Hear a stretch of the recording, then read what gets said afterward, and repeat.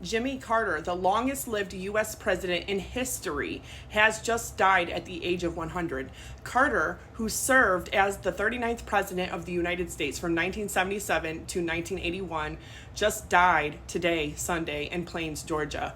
Carter was the third oldest living person to have served as a state leader. He had been receiving hospice care since February of 2023.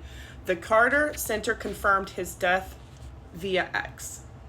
Sitting President Joe Biden addressed the nation in the hours following Carter's passing just recently, honoring his friend and fellow politician.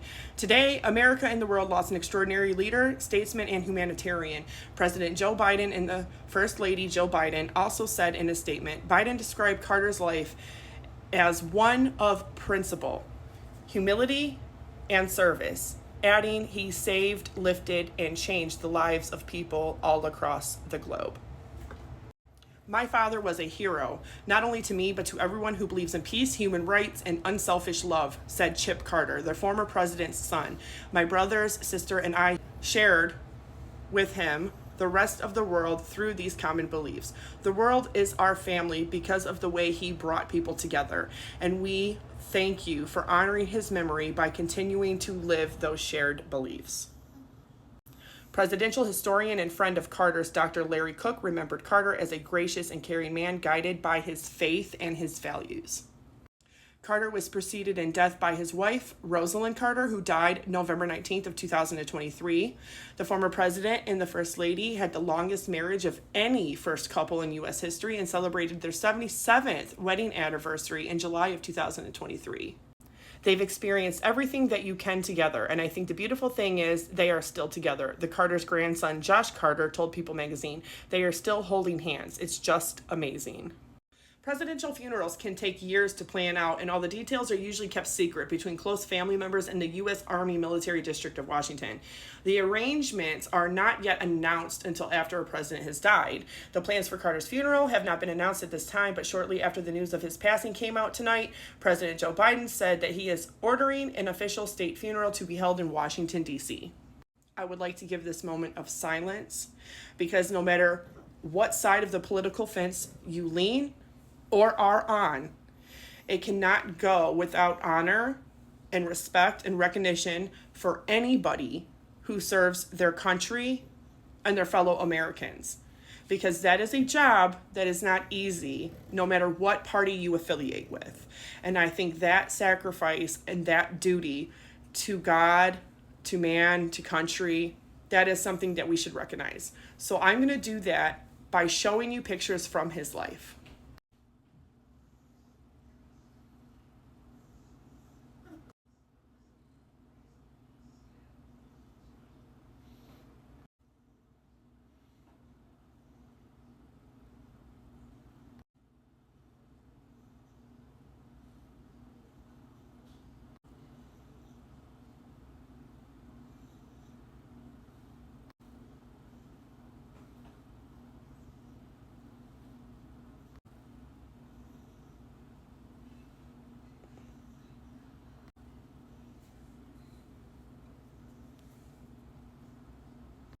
I also would like to take a moment to show you the highlights from his entire life and career, and also his presidency. You can pause to read.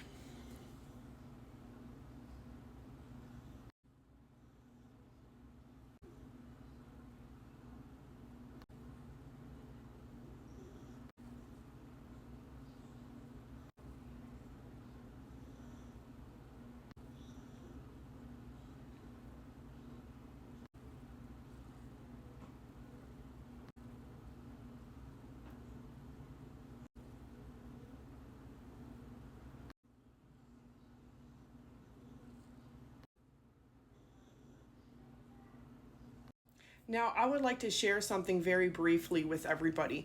Abraham Lincoln was president from 1861 until 1865. This was Abraham Lincoln at the start of his term, and this was Abraham Lincoln 4 years later, right before his life was ended. This is the last portrait that had been officially taken of him. This is the stress of presidency. This is the stress of that job. This is what happens when you're carrying a nation through a war. This is what happens when you are trying to do right by God, by man, by country, no matter what your political leanings or holdings are. This is what it physically does to a person. And this is not isolated to only Abraham Lincoln. You can look at most presidents and see this. Barack Obama was president from 2009 to 2017 for 8 years. This is the start of his term, and this is the end of his term. Not only did he turn almost completely gray by then, but he also looked very gaunt, much skinnier, and a lot more stressed. So when honoring a American president, all we can say, all I can say to any one of them is thank you for your service. Thank you for your service to God, to us, to the nation, and thank you for all that you have done. Because most people out here don't recognize the sacrifice, the stress, the toll that it takes. But I do. So I would like to offer my condolences to the Carter family and just simply say, I hope you all have a fantastic night. And I hope you all remember at the end of the day, a lot of the morals and values that were taught to us, even by the Carters. President Carter, Mrs. Carter, it is so wonderful to see both of you. Thank you for talking with us. 75 years of marriage. That is remarkable. Congratulations. Mrs. Carter, but they made it to 77. What is the secret to this partnership? Well, I think we give each other space and we try to do things together. We're always looking for things we can do together, like birding and fly fishing and just anything we can find to do together. And President Carter, I think people look at this long and happy marriage, and I think they'd love to know what, especially couples who have been through what the two of you have been through. What's the secret when you don't see eye to eye on something for how you patch it back together? At the end of the day, we try to become reconciled and overcome all the differences that arose during the day. We also make up and give each other a kiss before we go to sleep, still in the bed. And we always read the Bible every night, which kind of adds a different aspect to our life.